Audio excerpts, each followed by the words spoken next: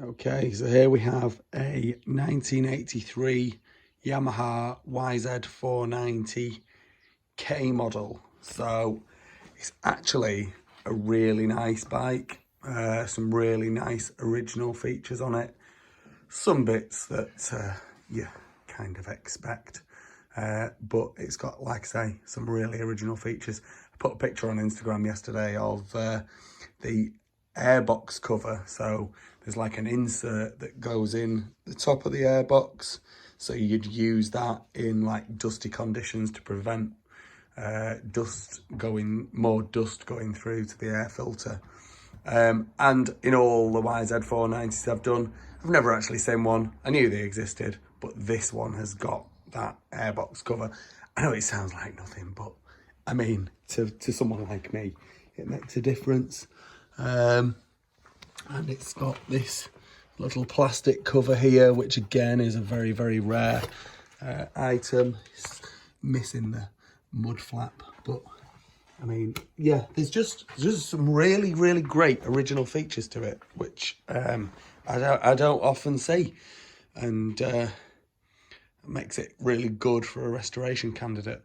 It's a pre-sold bike. It's going to a guy who buys most of my 490s off me. Does amazing jobs of them, so I know he'll be super chuffed with the original bits that are on this. Like I say, it's not perfect. It's got the wrong tank. Obviously the seat needs work. Someone's decided to try and make it a little bit nicer by rattle canning it in various places with flipping black paint. And to me that detracts from it really, but in terms of a restoration, it's not going to make a fat lot of difference. So things like engine casings are all good. It's had a bit of sealant here on the clutch cover, so whenever someone has done whatever they've done with the clutch cover, they've sealed it up. It's got the wrong bolt in for the oil level plug. The frame looks to be in good condition, really good condition. I did see a slight dent, but I don't reckon it's going to come up on the camera, to be honest, in the frame rail, but literally a slight dent. Like once that's been blasted, that could easily be filled with weld and then ground back before powder coating or painting, depending on what you're going to do. I think normally powder coating, mate, so the powder fills a lot of the imperfections anyway. The pipe has got some dings and dents here and there, so that's not perfect. I believe it's the original front pipe, the original expansion chamber. The bracket has snapped, so that's not there. A bit more dings and dents there. And then I noticed that I don't think this bit is original. I think that bit has been welded on to give it a slightly different volumetric profile at this point. What difference that's going to make to the performance, I don't know. It's obviously not quite original, but hopefully you've got something that you can sort that out with, mate. If you're bothered about it. If not, then you're not. Front rim and rear rim. The front looks to be in really, really good condition. There are a few nicks and scrapes, but it is perfectly round. I haven't seen any dings in it at all.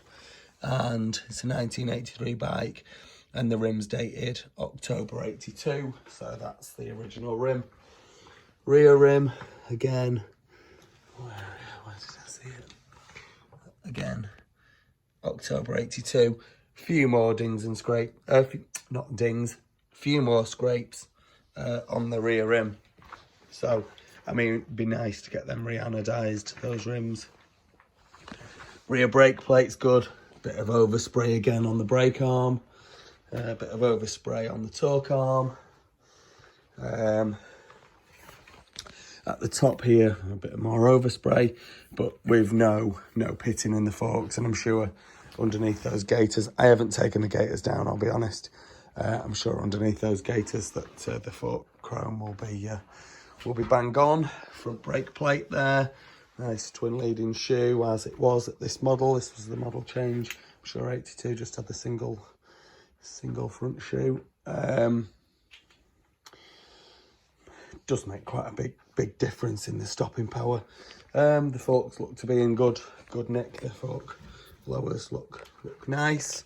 I don't think that the bike has done a huge amount of work. I think it's been used a little bit, sat in the sun a little bit. Someone's done a little bit of restoration work with a rattle can, and I think that's all that's happened to it, really.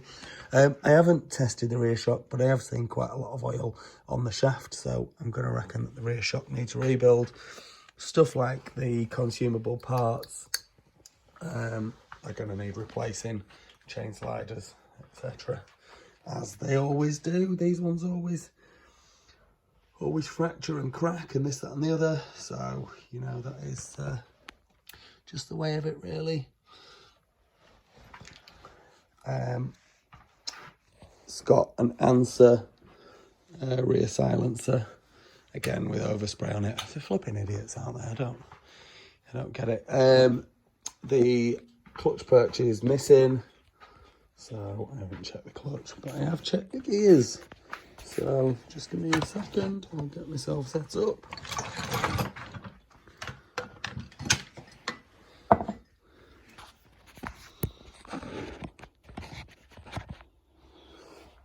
So we're in neutral there, it's 4-speed box on this. So down into first, up into second, up into third, up into fourth. That's the top of the box, there's no more gears in there. Down into third, second, and then back into neutral, so that's beautiful.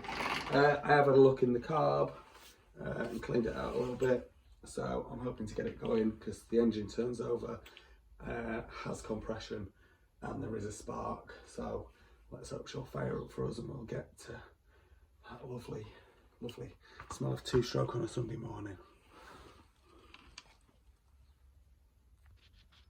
Okay, so I do love it when that happens.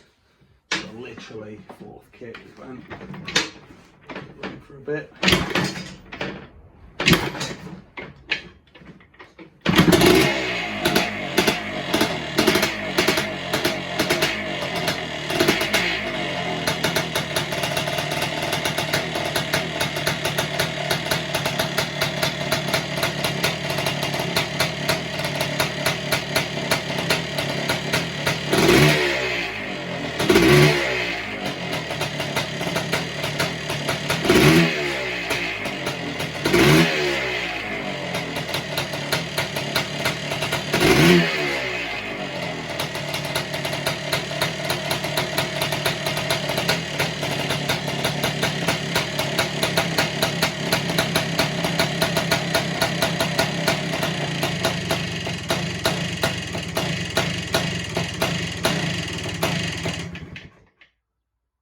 Beautiful.